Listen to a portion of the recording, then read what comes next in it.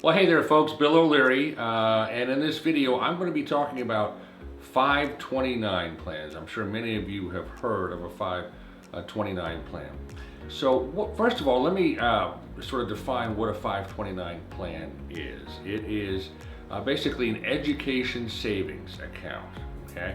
Now, it's a little different than perhaps you've heard of a college prepaid plan, like the Florida prepaid. The 529 is a little different. It's an investment account where you take post-tax money and put it in the account. What do I mean? Well, let's say you earn money in your job, you've paid tax. Now you take that money and you put it into the account. And so in that sense, it's very similar to a Roth IRA account. And so you put the money in, and it then will increase in value, grow over time, hopefully, and that's where the real benefit of a 529 comes in, that you're able to use that sort of that growth in value on a tax-free basis. I'm going to come back to that. Now, 529 plans are run by the states. They're sanctioned by the federal tax code, but they're run by the states. Most every state has a 529 plan. And if you, let's say, are a resident of Florida, you are not restricted to just using the Florida 529. In fact, you can go to any other state and use their 529 plan. I would talk to your financial advisor as to finding the best one for you. And you can use it on, let's say, your child's education expenses at an institution that is not in Florida, okay? So again, you could use it anywhere. Now, how much can you put into a 529?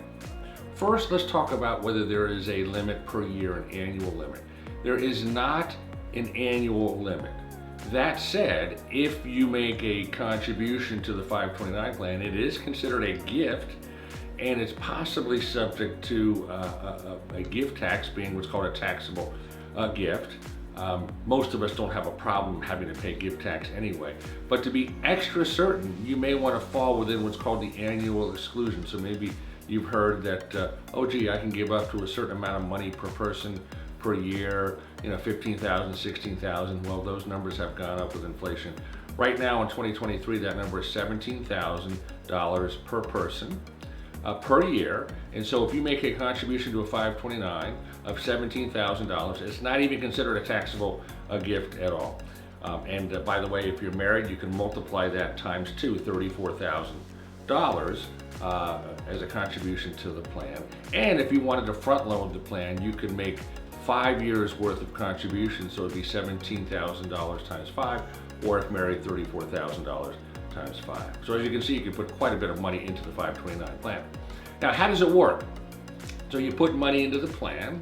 Let's say you put in $50,000, and then over time, over the years, it grows to $75,000 as an example.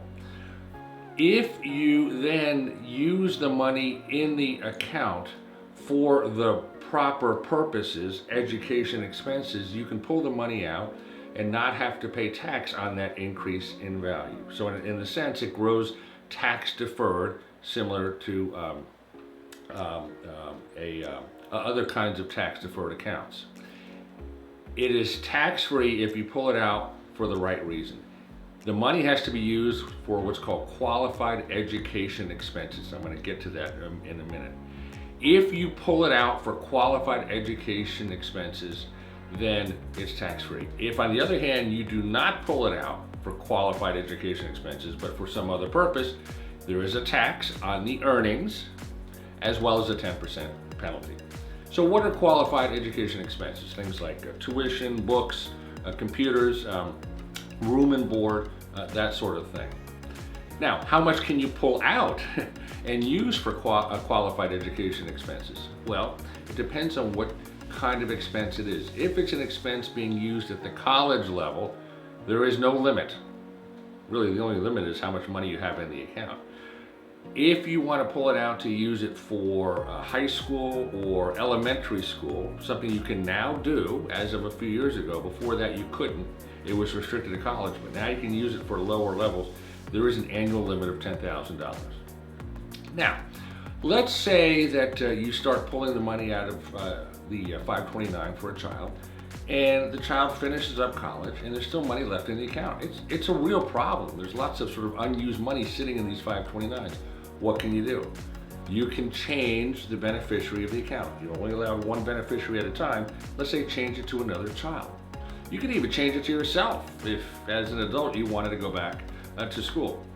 Something else you can do, this just came into effect earlier this year or late last year, you can convert it to a Roth IRA. You can do what's called a Roth conversion. And it was passed by Congress as a way to sort of free sort of money that was trapped in a 529. There is a $35,000 annual limit, and that 529 has to have been open for 15 years to take advantage of the Roth conversion. A couple of other quick points. Does having a 529 and money in it affect financial aid, the ability of your child to get financial aid? Well, there is some impact if, let's say, the account is owned by you as the parent, or let's say the child, which you can do. There's less impact if that 529 is owned by a grandparent. Last thing to say on that, we tend to encounter 529s that our clients have in the context of their estate planning. Let's say they're putting together a trust, and we then get to the very important step of what we call asset alignment, aligning their assets with the trust, funding their assets to the trust, and we can easily handle bank accounts, investment brokerage accounts. Well, a client then may have a 529, and they'll ask, what can we do with the 529? Well, for different reasons I don't have time to go into in this video, we do not advise that the client retitle the ownership of that 529 into the trust. So if you'd like to know a little bit more about 529 plans, and especially how they may sort of be incorporated into your estate planning, we'd love to talk to you. So we invite you to schedule a free 15-minute phone call. Just go to the link at the bottom of this video, click on it, take you right to our booking calendar, pick the day and time that works for you, and we will jump on the call. Hey, would invite you to subscribe to our YouTube channel, and do please like this video. So Bill O'Leary signing off for now on behalf of everybody here at my firm. Great group of folks, Team Legacy. Go make it a great day and a better world.